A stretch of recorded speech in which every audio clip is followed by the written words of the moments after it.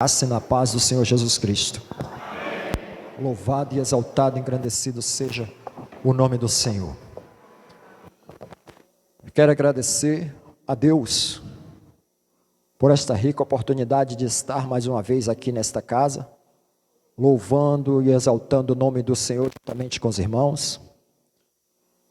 Parabenizar a igreja por esta linda programação voltada a missões, que é o foco principal da igreja do Senhor na terra.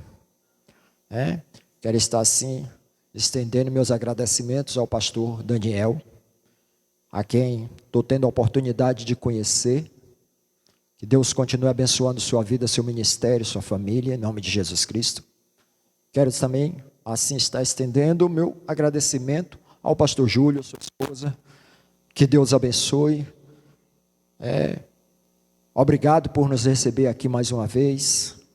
Obrigado por confiar no nosso trabalho.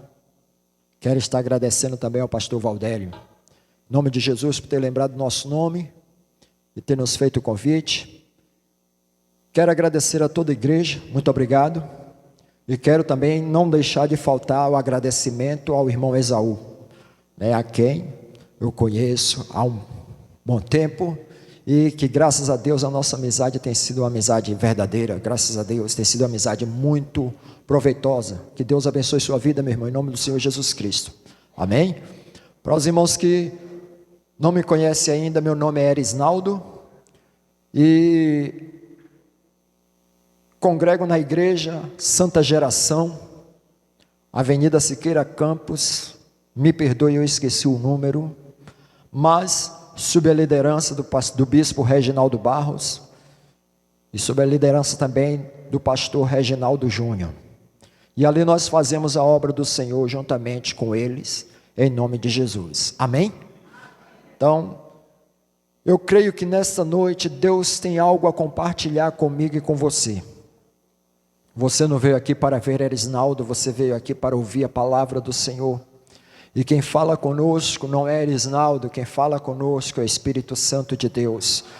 É a palavra. O salmista, ele já disse no Salmo 119, verso 105, ele diz: lâmpada para os meus pés é a tua palavra e luz para o meu caminho. Eu peço para que você abra sua Bíblia no Evangelho de Mateus, capítulo 18.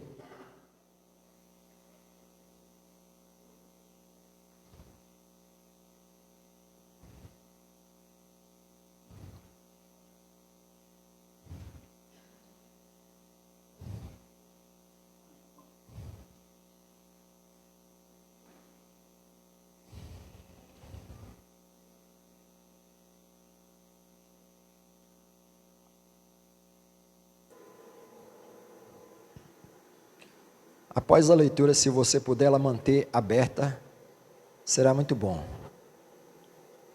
Vamos ler do versículo 11 ao verso 14.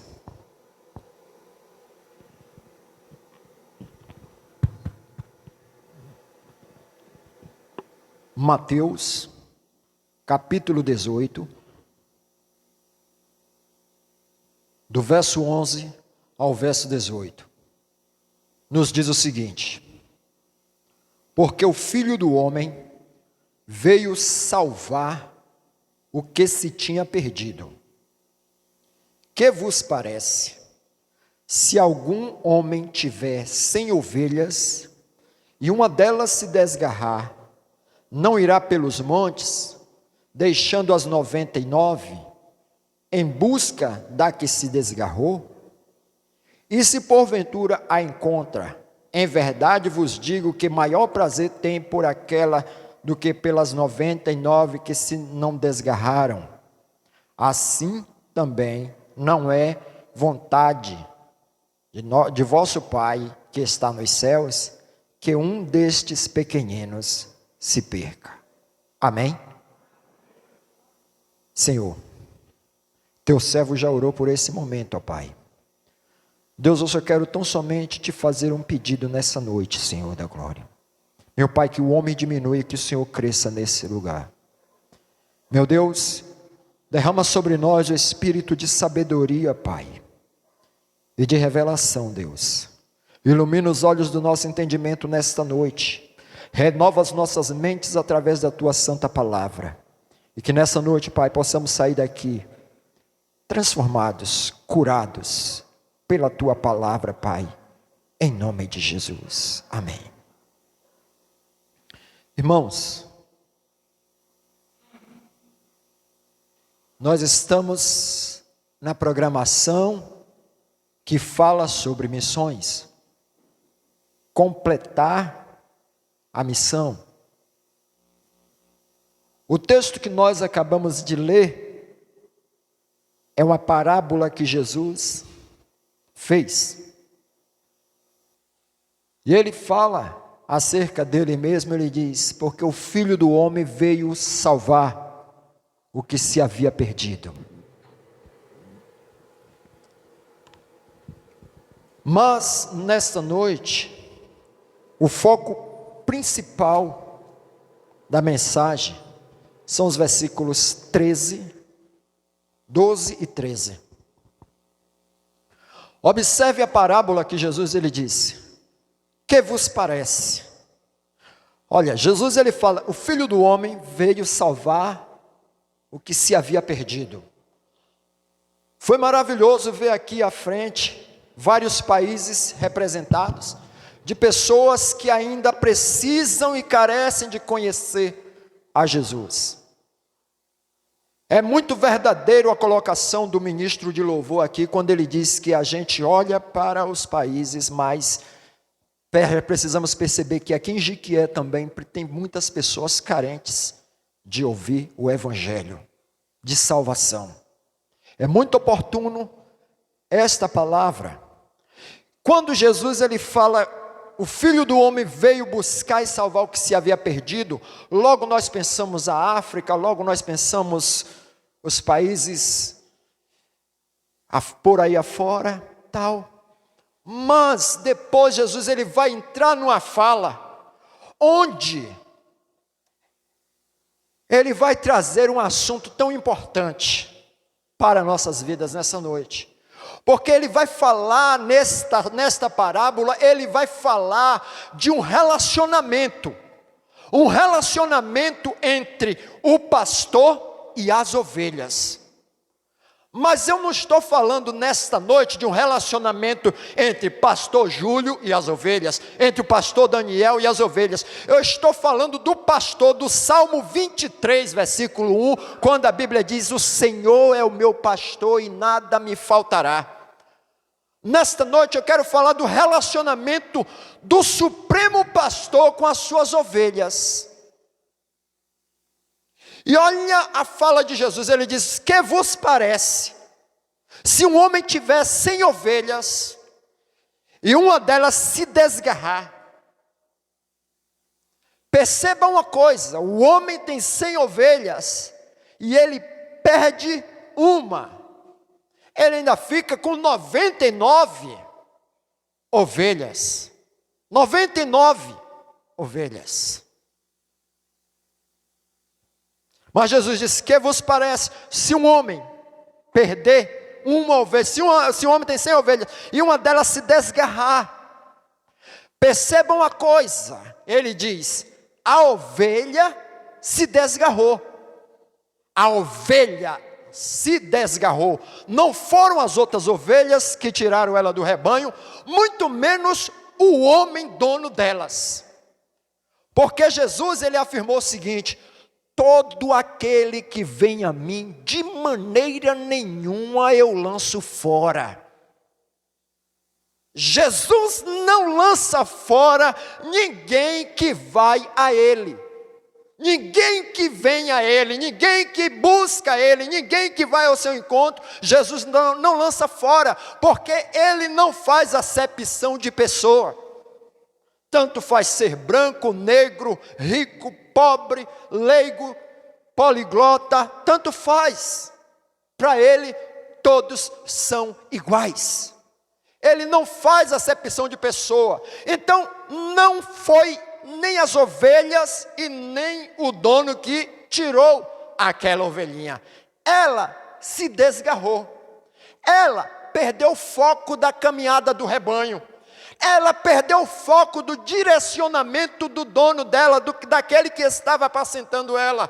Ela perdeu o foco e se perdeu no meio do caminho. E Jesus continua dizendo, ele deixa as 99 no aprisco e volta para ir atrás daquela uma que se perdeu. Meditando nisso, eu me perguntava, o que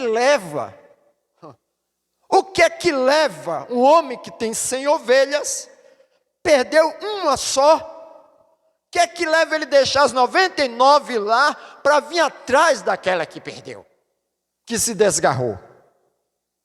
Ele poderia dizer, foi uma só, ainda tenho 99, ainda estou no lucro, ainda tenho 99, mas Jesus disse que esse homem, ele volta para ir atrás daquela ovelha que se desgarrou.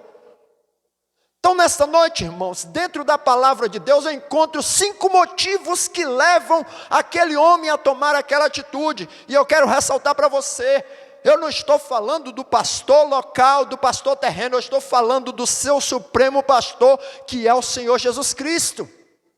Como é o relacionamento de Jesus com o seu rebanho, com a sua igreja? Eu estou falando do relacionamento Jesus e a igreja.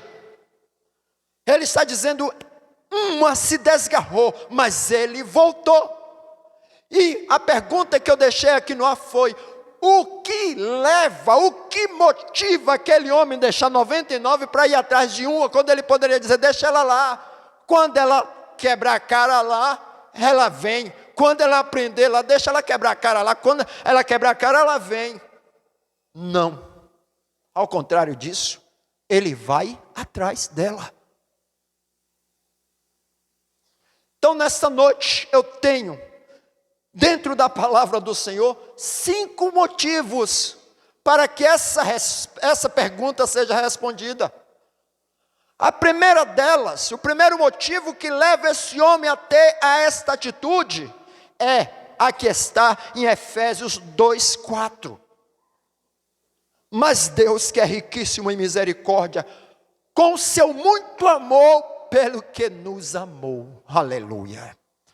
Você sabe o que é que faz este homem deixar as 99 e ir atrás daquela que se desgarrou? É porque ele ama também aquela que se desgarrou. É o amor que Deus tem pelas suas ovelhas, e eu não estou falando de ovelha animal, estou falando de você. É o amor que Deus tem pela tua vida, é o amor que Deus tem por você, que faz com que Ele vá atrás de você. Ele deixa as 99 e vai atrás de você. Nesta noite eu quero ressaltar, eu não estou falando dos perdidos lá fora, mas supostamente dos perdidos aqui dentro. Que absurdo, irmão. Nossa, que absurdo. Você dizer que tem perdido aqui dentro, tem muita gente que está. Não porque eu estou julgando, é porque tem pessoas que não são enxergadas, tem pessoas que não são vistas, tem pessoas que ainda não tiveram a oportunidade de abrir o seu coração e de desabafar o que é que está sentindo, que verdadeiramente talvez está seguindo uma religião, mas não sabe o que é realmente o encontro vivo com Deus.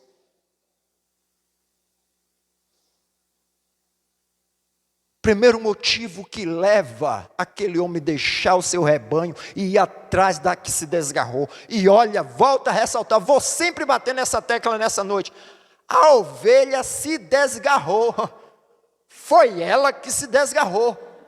Mas mesmo ela se desgarrando, o dono não deixou de amá-la. Você está entendendo isso, amém? Mesmo ela tendo se desgarrado, ele não deixou de amá-la. Romanos capítulo 8, versículo 35 diz: quem nos separará do amor de Cristo? A tribulação, perseguição, angústia, fome, nudez, perigo, espada. Por amor de ti somos entregues à morte todo dia. Fomos reputados como ovelhas para o matadouro, mas em todas estas coisas somos mais do que vencedores por aquele que nos amou. O amor que Deus tem por você te faz vencer todas as dificuldades que tentam te separar de Cristo. É porque Ele te ama. Mas o último versículo, se não me engano, 39, ele diz: porque estou certo de que nem a morte, nem a vida, nem a altura, nem a profundidade, nem anjo, nem principado, nem potestade, nem qualquer outra criatura pode nos separar do amor de Deus que está em Cristo Jesus. Deixa eu te dizer uma coisa nessa noite, meu irmão. Não tem ninguém que convença Deus a deixar de te amar. Não tem ninguém que convença. Olha o que é que ele diz: principados, potestades, são demônios. Principados, potestades, anjo, ainda que os anjos pedissem: Deus, deixa de amar. Deus não deixa de te amar por nada. Ele está dizendo: nem o futuro, nem o presente, nem a morte, nem a vida, nada nos separa do amor de Deus que está em Cristo Jesus. Nada faz Deus deixar de te amar. Mas se é com a Erisnaldo, a ovelha se desgarrou, deixa ela lá. Problema dela. Quem mandou ela sair? Quem mandou ela sair? Mas o homem não. O homem deixou o seu rebanho e disse: eu vou atrás daquela.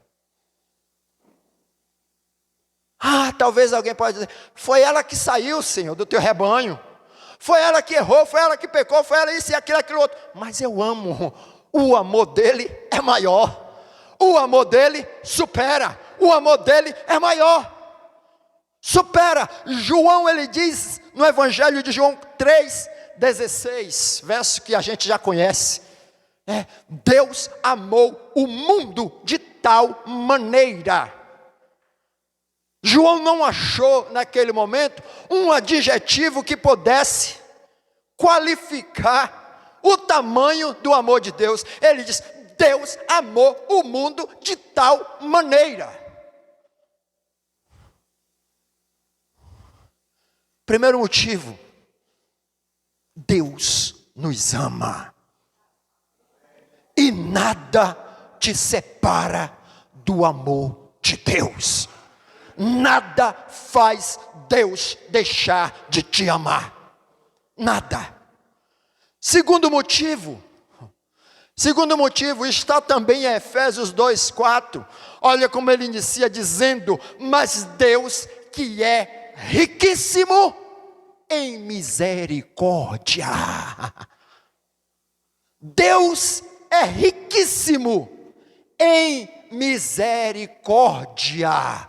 Misericórdia, capacidade para perdoar, capacidade para dar uma nova oportunidade, capacidade para restaurar. Deus não é rico não, Ele é riquíssimo em misericórdia. A gente quer ter misericórdia uma vez ou outra e olhe lá. A gente quer entender as pessoas muitas vezes, quando as pessoas estão caminhando conosco: amém, irmão, uma benção, glória a Deus, Pai do Senhor, irmão, uma benção. Mas quando alguém falha ou erra, aí a gente já fica com a dificuldade de dar uma paz do Senhor. E para chamar de irmão também já fica difícil. Errou, estava lá na igreja agora, já fica. Só que Deus é riquíssimo em misericórdia. Deus é riquíssimo em misericórdia. O que leva aquele homem deixar 99 e voltar é porque ele sentiu misericórdia daquela ovelhinha que se perdeu, que se desgarrou. O Salmo 103, ele tem algo importante aqui para nos passar. nos diz o seguinte, no versículo 8 ele nos diz o seguinte: o Senhor é misericordioso e gracioso, tardio em irar-se e abundante em misericórdia. Ele não repreenderá sempre, nem guardará sua ira para sempre. Ele não nos tratou segundo os nossos pecados, nem nos recompensou de acordo com as nossas iniquidades. Pois assim como o céu está elevado acima da terra, assim é grande a sua misericórdia para com os que o temem.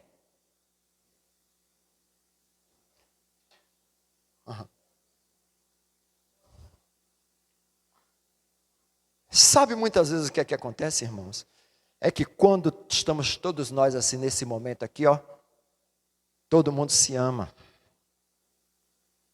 Mas quando alguém tropeça, aí parece que muitos de nós querem se sentar nas primeiras cadeiras da arquibancada para assistir o show. Que show? Deus vai pegar, Deus vai quebrar, Deus vai amassar, ali Deus vai tomar tudo, Deus vai, vai pisar assim, vai fazer virar pó, porque a pessoa caiu, porque a pessoa errou, porque a pessoa tropeçou. Quem se desgarrou? A ovelhinha. Se desgarrou. A ovelhinha se desgarrou. E a gente muitas vezes quer sentar, ainda quer botar binóculo para assistir o show bem de perto ali. Eu estou só esperando a hora de Deus pegar, porque quando Deus pegar ali, aí Deus, Deus vai pegar, Deus vai arrebentar. Só que a palavra está dizendo, o Senhor é misericordioso, tardio em irar-se, não nos tratou segundo os nossos pecados, e nem nos retribuiu segundo a nossa iniquidade. Enquanto eu estou esperando Deus amassar aquela ovelhinha, o Senhor está preocupado em restaurá-la, em trazê-la de volta para Ele, em trazer de volta para o seu aprisco, em trazer de volta. Se nós queremos fazer verdadeiramente missões, irmãos, é preciso que haja em nós o mesmo sentimento que houve em Cristo Jesus. Que sentimento? Preciso ter amor, preciso aprender a ter misericórdia. Se eu sou filho do Deus que tem misericórdia, eu preciso herdar a característica de misericórdia, porque a tendência é os filhos herdar as características de seus pais. Mas observe uma coisa, ele diz, como o céu está elevado acima da terra, assim é a misericórdia do Senhor para conosco, para aqueles que o temem. Assim como João não achou uma quantia certa para quantificar o amor de Deus, o salmista também ele não acha uma quantidade para quantificar a misericórdia. Aí então ele diz, como o céu está elevado acima da terra. Quanto é a misericórdia que Deus tem de você? Como o céu está elevado acima da terra, assim o Senhor tem misericórdia da sua vida. Assim o Senhor tem misericórdia de mim e de você. Passo número 3. O que é que leva aquele homem a deixar as suas 99 e voltar atrás da ovelhinha que se desgarrou? Isso é missões também, irmão. O que é que leva? Algo chamado compaixão. E no mesmo Salmo 103, ele diz, assim como um pai se compadece de seus filhos, assim o Senhor se compadece daqueles que o temem. Porque Ele conhece a nossa estrutura e lembra-se que somos pó. Como um pai se compadece dos seus filhos. Você que é pai, você que é mãe, seu filho pode até errar. Você mesmo quer corrigir, mas você não aceita que ninguém fique falando do erro do seu filho. É verdade ou estou mentindo? Você não quer que fala. Você mesmo pode corrigir, mas você não quer que fala. Muito menos que alguém venha corrigir por você. Você não quer. Então o Senhor está dizendo, como um pai se compadece do seu filho, eu me compadeço das minhas ovelhas, dos meus filhos. Por que eu me compadeço? Porque eu conheço a estrutura deles e sei que eles são pó, eu sei que eles são fracos, eu sei que eles são tendentes a errar, a fraquejar. Irmão, nessa noite, aqui e em todos os lugares onde o evangelho estiver sendo pregado, não tem ninguém melhor do que ninguém. Todos nós somos fracos, todos nós somos tendentes a errar, todos nós estamos tendentes a falhar. Não é porque eu estou aqui pregando que eu sou melhor do que você, não é porque nada, não existe isso. Todos nós temos uma só estrutura, somos fracos, somos tendentes a errar, a fraquejar em qualquer momento da nossa vida. A solução é que Deus, Ele olha para aquela ovelhinha, ela se desgarrou, mas o Senhor compreendeu por quê? Porque Ele olhou para a estrutura dela, ela é pó, ela é fraca. Mas será que eu tenho tido esse olhar também de compaixão para quem está do meu lado e também caiu? Mas será que eu tenho tido esse olhar de compaixão? Será que eu tenho que me compadecido? Ou será que quando eu sei que A errou, eu vou para B e digo, tu viu o que A fez? Tu viu, rapaz, que coisa. Às vezes a gente detona, mas não é capaz de chegar 1 minuto de oração e dizer, Deus, abençoa a vida do meu irmão que está caído, abençoa a vida do meu irmão, Senhor, que errou, abençoa a vida do meu irmão, meu Senhor, que precisa voltar para os teus pés. Mas a gente às vezes detona.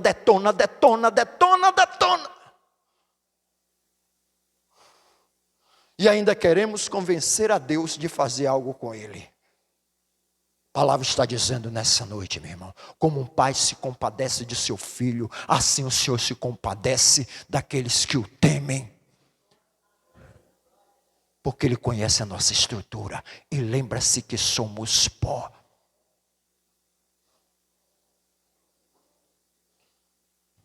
O quarto motivo. Ele diz no versículo 14, assim também não é a vontade do vosso Pai que está no céu, que ninguém se perca, nenhum destes pequeninos se perca.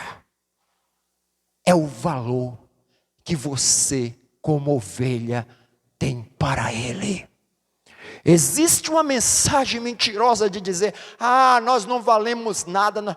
Você foi comprado, não foi com ouro e nem com prata, não foi com dinheiro, não foi com cartão de crédito, você foi comprado com o sangue de Jesus Cristo. Você custou muito caro para Ele, e quando você compra uma coisa que é cara para você, que lhe custa muito, você zela por esta coisa, você valoriza esta coisa, você protege esta coisa e você cuida desta coisa. Você custou muito caro para o Senhor, você custou muito caro a Jesus. Jesus derramou o sangue dele por você, Jesus deu a vida dele para comprar você de volta. Por isso que Ele faz questão de não te perder. Por isso que Ele faz questão de não abrir mão de você, ainda que você tenha falhado, mas Ele faz questão de não abrir mão da tua vida.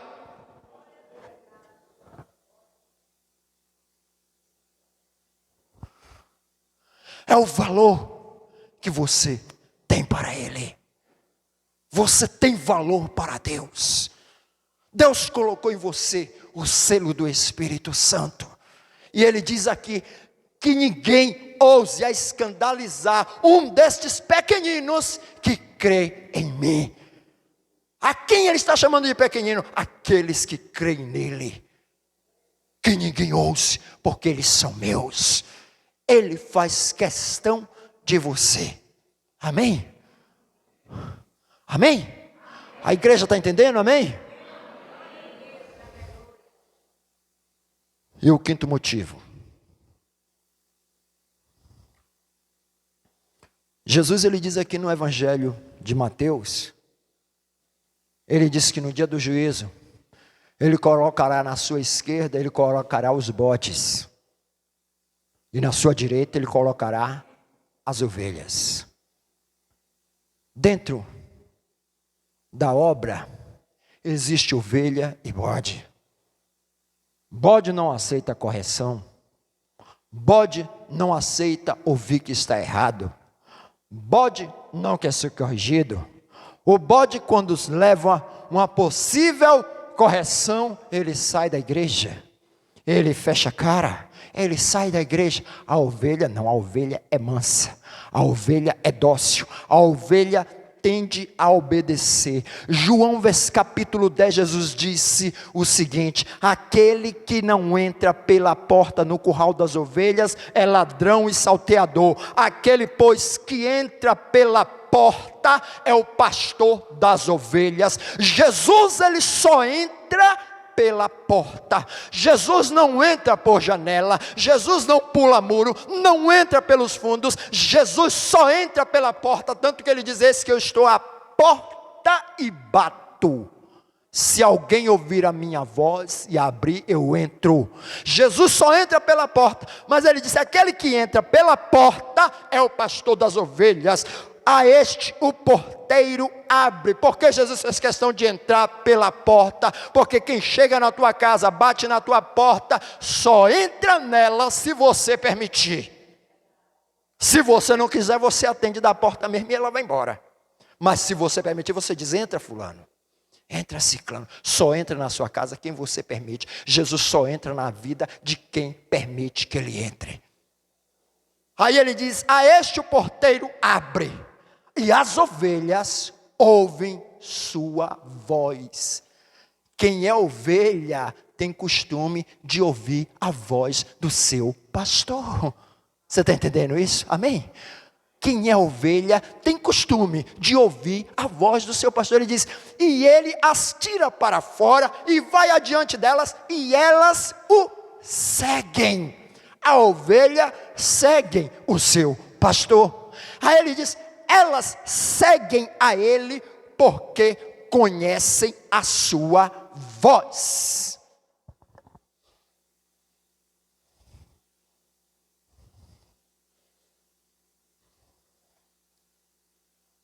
Mesmo que eu estivesse do lado de fora, e por acaso meu filho estivesse aqui dentro, e ele falasse num tom em que desse para eu escutar aqui fora, mesmo que eu não estivesse vendo, mas eu saberia: isso aqui é meu filho, porque estou familiarizado com a voz. Assim é com qualquer pessoa da sua família que você está familiarizado com a voz. Pode estar até escondido, mas a voz você conhece. Jesus disse: as minhas ovelhas conhecem minha voz. Você está entendendo isso? Amém? As minhas ovelhas conhecem minha voz.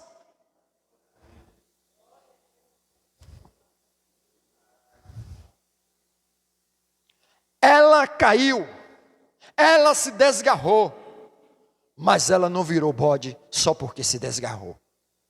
Ela caiu, mas ainda continua sendo ovelha. Para ele ainda era ovelha. Você está entendendo isso? Amém? Você está entendendo isso? Para ele ela ainda era ovelha. Ele foi atrás porque ele disse: ela caiu, mas ela ainda é ovelha.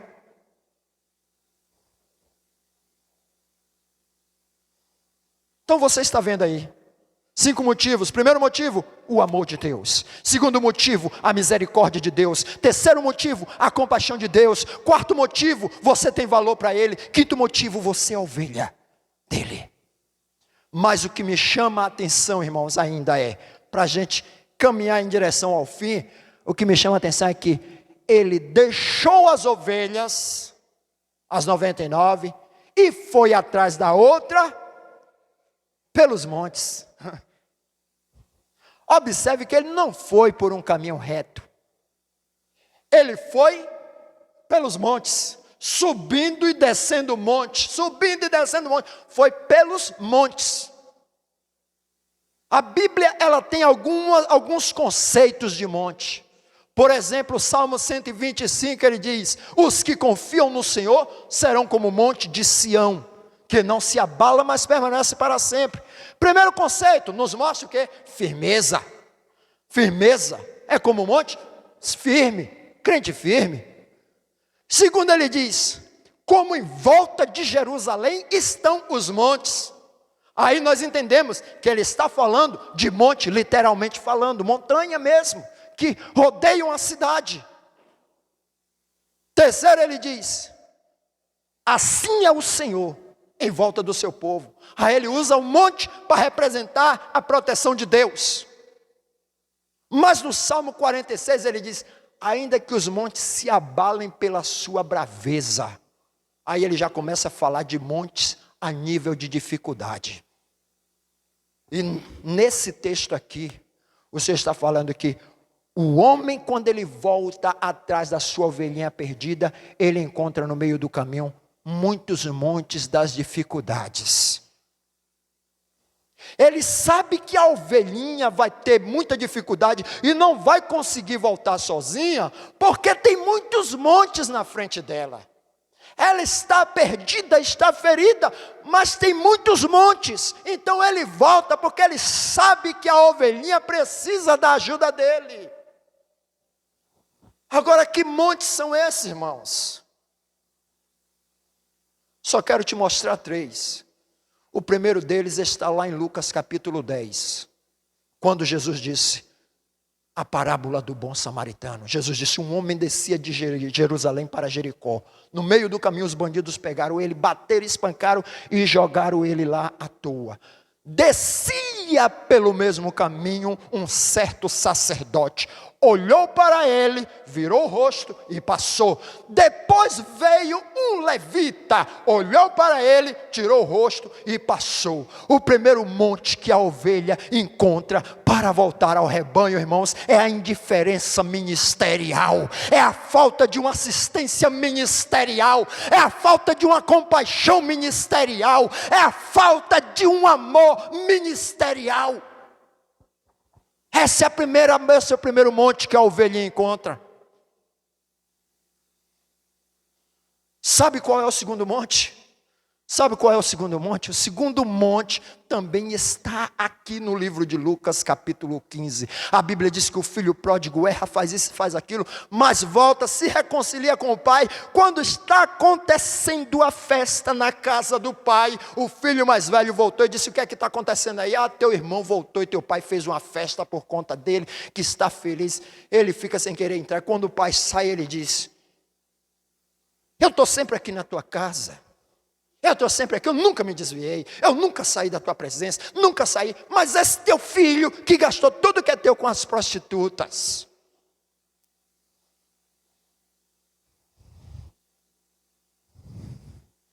Ele estava atrasado na informação, porque ele ainda estava preso ao passado, quando o irmão dele já no futuro, no presente já tinha se reconciliado com o pai. Grande problema, irmãos, é a nossa falta de amor dentro da igreja. Grande problema é quando nós agimos como o filho mais velho, que achamos que porque quem caiu foi os outros, a gente nunca cai. Quem errou foi os outros, então eu tenho que ficar. Eu tenho minha posição de santo. Eu até agora não errei. Eu até agora. E agimos e ficamos presos ao pecado dos outros. Quando você não sabe no íntimo ou no quarto que alguém se reconciliou com o pai ou não. O nome disso chama-se religiosidade. Religioso frequenta a igreja, mas não conhece nada do amor de Deus. E o terceiro motivo, irmãos, e vou encerrar, pode ficar tranquilo que eu vou encerrar. O terceiro motivo é que Jesus disse: entrou um fariseu e um publicano dentro do templo para orar. Lucas 18. E o fariseu disse: ó Deus, graças eu te dou, porque eu não sou igual aos demais homens. Opa! Eu não sou igual aos demais homens, injustos, roubadores, adúlteros, nem sequer igual a este publicano. Eu dou o dízimo de tudo quanto eu recebo e jejuo 2 vezes por semana, coisa de crente. Olha para aí, o homem não é injusto, o homem não rouba, o homem não adultera, dá o dízimo e ainda jejua 2 vezes na semana. O que é que esse homem está fazendo na terra? Pelo amor de Deus, tão santo do jeito que estava. Jesus disse: o publicano nem ousava levantar a cabeça, mas batia no peito dizendo: ó Deus, tenha compaixão de mim, pecador. Jesus disse: o publicano voltou justificado para a sua casa, mas o fariseu não. Você está entendendo isso? Que o fariseu não. Que o fariseu está focado no pecado dos outros. Está focado em apontar.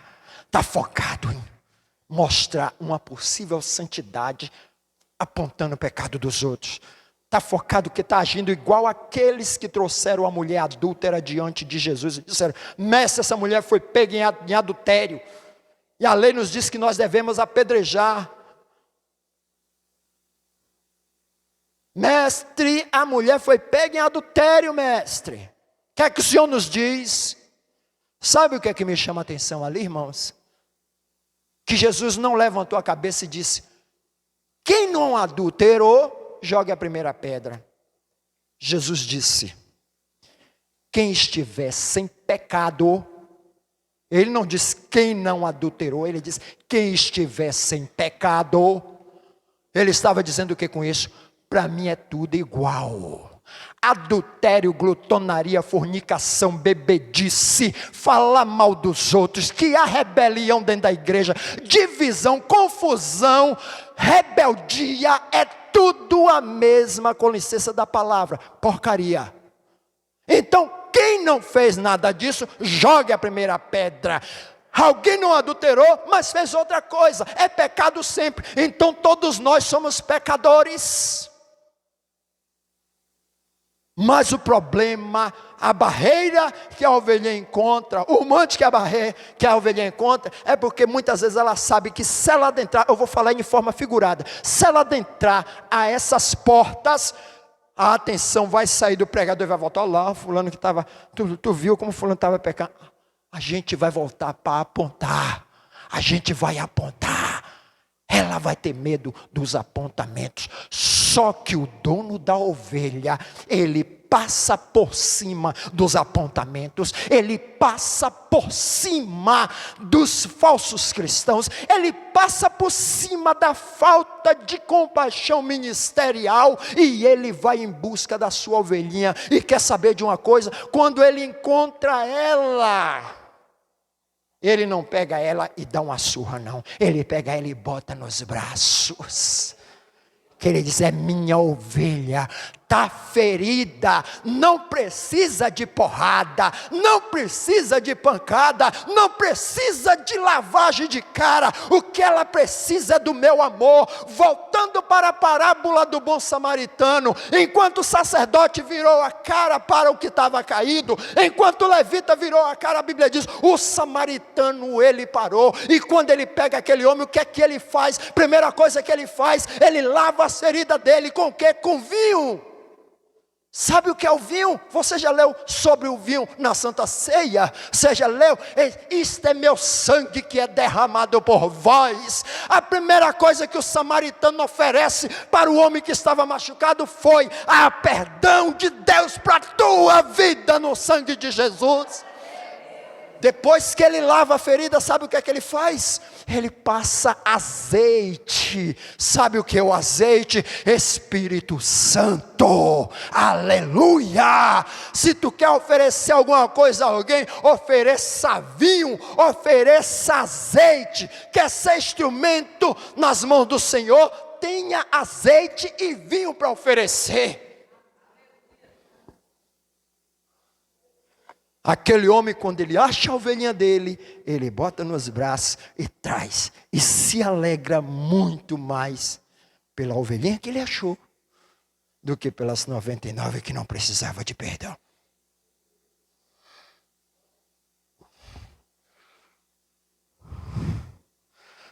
Será que eu, Erisnaldo, conheço o Deus que eu sirvo? Será que eu, Erisnaldo, estou realmente demonstrando o Deus que eu sirvo? Será que eu, Erisnaldo, tenho alguma característica daquele a quem eu chamo de meu pai?